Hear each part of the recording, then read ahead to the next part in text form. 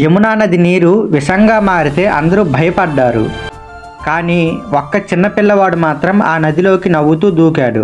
తరువాత ఆ పిల్లవాడు ఏమయ్యాడో, ఏ సాహసాలు చేశాడో ఈ వీడియోలో చివరి వరకు చూడండి. ఒకప్పుడు బృందావనం అంటే ఆనందానికి మరో పేరు. ఆవులు మేత మేస్తూ ఉండేవి, పిల్లలు ఆటలాడుకుంటూ ఉండేవారు. యమునా నది మెల్లగా ప్రవహిస్తూ ఉండేది. అక్కడ భయం లేదు, దుఃఖం లేదు, అందరూ సంతోషంగా జీవించేవారు. ఆ సంతోషానికి కారణం ఒక చిన్న పిల్లవాడు. అతడే కృష్ణుడు. అతను నవ్వితే అందరూ నవ్వేవారు. అతను మొరలు ఊదితే ఊరిలో ఉండే ప్రజలు, ఆవులు మరియు వివిధ రకాల జంతువులు కూడా సంతోషంగా నాట్యం చేస్తూ వాళ్ళ పనులు చేసుకునేవారు. కానీ ఈ ఆనందానికి ఒక పెద్ద ప్రమాదం దగ్గరలోనే ఉంది. అదే యమునా నది. యమునా నదిలో నది లోతులో ఒక పెద్ద నాగు ఉండేది. అతని పేరే కాళీయ నాగు. అతను మంచి నాగు కాదు, చాలా క్రూరుడు.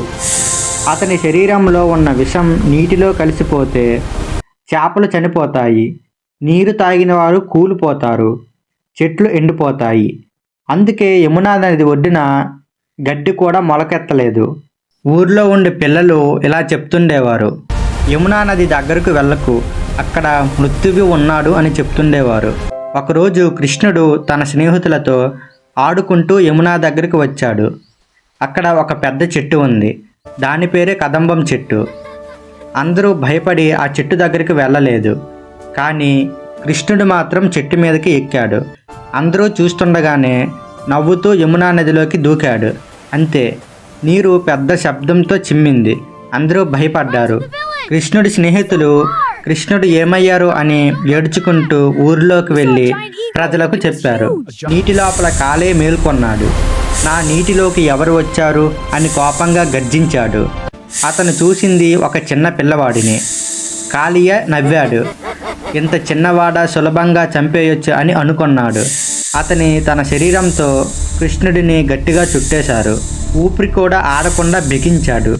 పైన ఉన్న వాళ్ళు ఏడుస్తూ, తల్లిదండ్రులు కూడా కూలిపోతున్నారు. కానీ నీటి లోపల కృష్ణుడు భయపడలేదు. ఒక్కసారిగా కాళీయకి తెలియకుండానే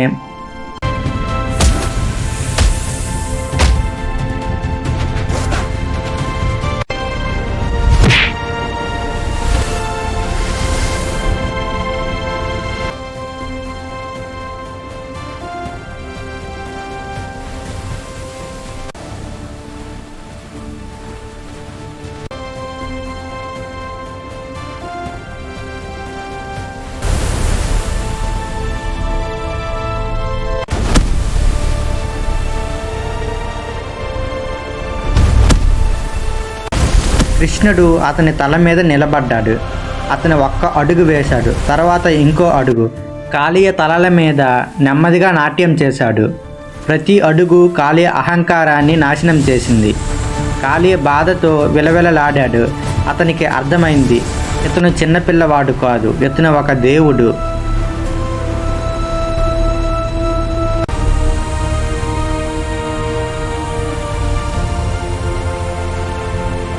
కాళీయ భార్యలు నీటిలో నుంచి బయటికి వచ్చి వాళ్ళు కృష్ణుడి పాదాల దగ్గర పడిపోయారు.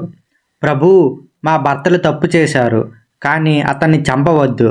కృష్ణుడు ఇలా అన్నాడు, నీ అహంకారం పోయింది. ఇప్పుడు నీకు ఈ నదిలో ఉండే హక్కు లేదు. ఈ నీరు ప్రాణాలు ఇచ్చేది, విషం కాకూడదు అని చెప్పి కాళీయను అక్కడి నుంచి వెళ్ళిపోమన్నాడు. కాళీయ తల వంచి యమునాను వదిలి వెళ్ళిపోయాడు. యమునా నీరు మళ్ళీ శుభ్రంగా మారింది. చేపలు తిరిగి వచ్చాయి, ఆవులు నీరు తాగాయి, పిల్లలు ఆడుకుంటున్నారు. బృందావనంలో మళ్ళీ సంతోషంగా మారింది.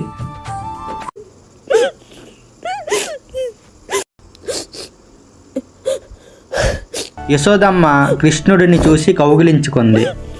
ఆమె అనుకుంది, నా బిడ్డ బతికాడు అని.